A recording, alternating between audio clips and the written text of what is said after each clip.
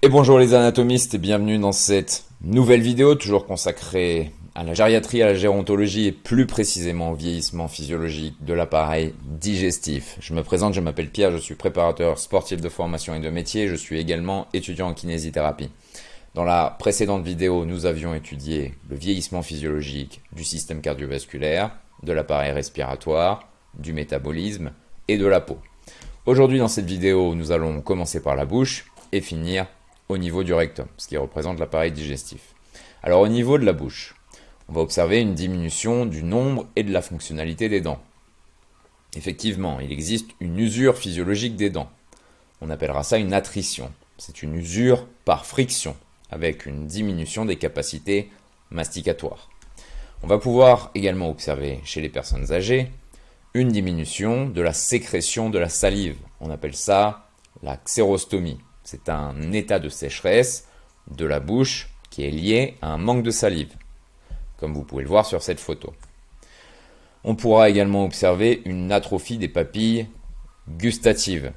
Alors vous voyez ici la langue et ses papilles, hormis la papille ici filiforme qui n'est pas gustative, chacune porte des bourgeons sensibles à un seul goût.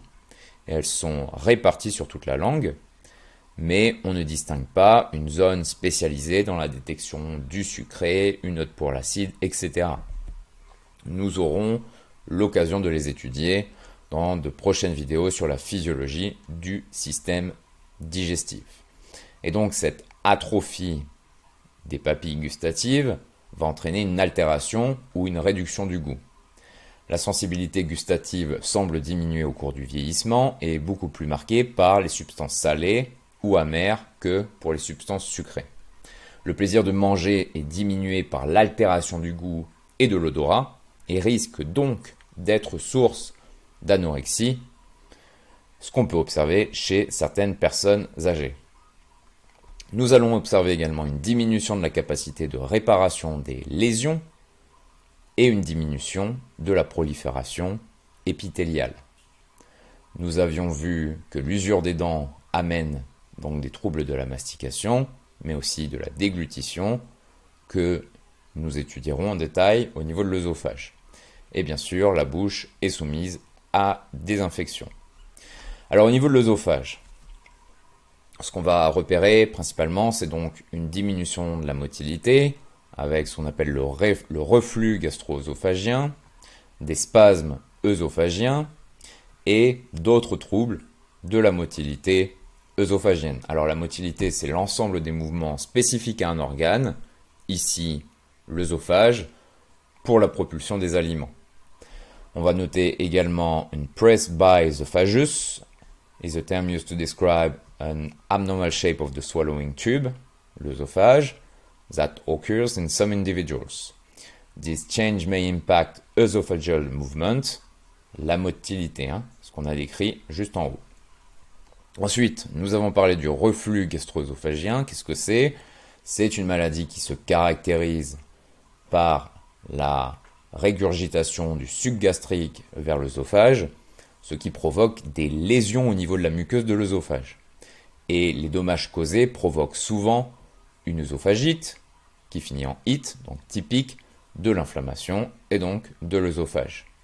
Ensuite, on notera des spasmes œsophagiens. Le spasme œsophagien est un trouble des ondes rythmiques, des contractions musculaires, ce qu'on appelle le péristaltisme, qui rejoint un petit peu ce principe de motilité, mais qui est différent. On en parlera, comme je vous le disais, dans un cours sur la physiologie du système digestif. La cause exacte de cette affection n'est pas connue, mais les symptômes incluent une douleur au niveau du thorax et des troubles de la déglutition. Ici, vous avez un press by esophagus, d'accord, qui est comme je disais, un trouble de la motilité œsophagienne. Et ici en rouge, vous avez l'œsophage. Ensuite, nous allons parler de l'estomac qui se trouve ici, au niveau de l'abdomen, dans la zone épigastrique. Alors, j'ai deux sources par rapport à des chiffres que je vais vous donner. Donc, j'ai trouvé dans une première étude que 20 à 30% des plus de 65 ans présentent des gastrites chroniques atrophiques et une sensibilité accrue aux lésions peptiques. Et dans une autre source, j'ai trouvé qu'environ 30% des sujets de plus de 80 ans et plus ont une gastrite atrophique. Mais qu'est-ce qu'une gastrite atrophique? C'est une inflammation de la paroi interne de l'estomac, associée à une perte de glandes présente au niveau de l'épithélium et qui peut entraîner une diminution des défenses anti-infectieuses et une diminution de l'absorption du fer et de la vitamine B12. Ensuite, les lésions peptiques, ce sont des lésions situées sur la muqueuse digestive qui, au contact avec les sécrétions acides gastriques, localisées à l'estomac ou au duodénum. Ce même type d'ulcère peut être retrouvé sur la muqueuse de l'estomac. Ensuite, nous verrons une diminution de la motilité gastrique avec un reflux gastro-œsophagien qui nous renvoie à cette précédente information. Au niveau du foie, qui se trouve ici, au niveau de l'hypochondre droit. Donc au niveau du foie, on va pouvoir noter parfois une diminution de la taille, sans répercussion sur sa physiologie, et une diminution du nombre d'hépatocytes, qui sont les cellules représentant la plus grande majorité des cellules du foie. Ce sont des véritables usines biochimiques qui assurent de nombreuses fonctions métaboliques. Elles servent par exemple au stockage ou à la libération du glucose dans le cadre de l'hypoglycémie ou de l'hyperglycémie. Et on pourra noter également une diminution du métabolisme et de la synthèse au niveau des protéines. Maintenant, vous avez le pancréas. Alors, on pourra retrouver des fonctions réduites. La fonction notamment exocrine du pancréas va diminuer. Cette fonction exocrine ou ces sécrétions exocrines ont deux grandes fonctions. Neutraliser l'acide gastrique par la production d'un suc pancréatique riche en bicarbonate. Et ensuite, elles vont produire des enzymes majeures, de la digestion, des aliments, des protéases. Nous étudierons tout ça dans un cours de physiologie.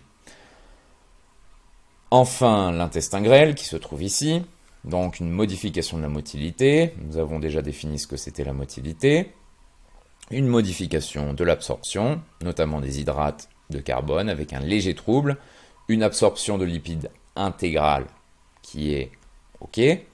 Et des vitamines liposolubles également, sauf pour la vitamine D, qui va avoir des petits problèmes d'absorption.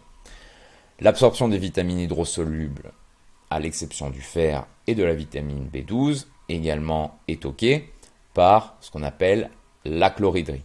La chlorhydrie ou l'hypochloridrie se rapporte à des états où le niveau d'acide chlorhydrique dans le liquide gastrique, essentiel pour la digestion, est bas, hypo, voire inexistant, achlorhydrie. Et il y a un lien entre la vitamine B12 et cet acide chlorhydrique, d'accord, entre l'absorption de la vitamine B12 et l'acide chlorhydrique. Alors pour terminer, on va parler des gros intestins. Donc on va retrouver une atrophie des fibres du plexus myentérique, une diminution de la motilité et de l'impact fécal. Alors ce plexus myentérique, il appartient au système nerveux entérique, qui est la partie du système nerveux autonome qui contrôle le système digestif, aussi bien pour l'activité motrice, le péristaltisme, les vomissements, les réflexes entériques, que pour les sécrétions et la vascularisation. Et ensuite, on pourra noter chez les individus âgés une sensibilité anorectale qui va diminuer. C'est donc une diminution de la sensation de besoin et une accumulation de sel dans le rectum. Au niveau des parois musculaires, elles sont faibles et on pourra retrouver ce qu'on appelle, vous le voyez ici, des diverticules. Au niveau du côlon, ce sont de petites poches ou des protusions qui se forment sur la paroi de l'appareil digestif, le plus souvent dans le côlon, dans le segment sigmoïde du côlon 1.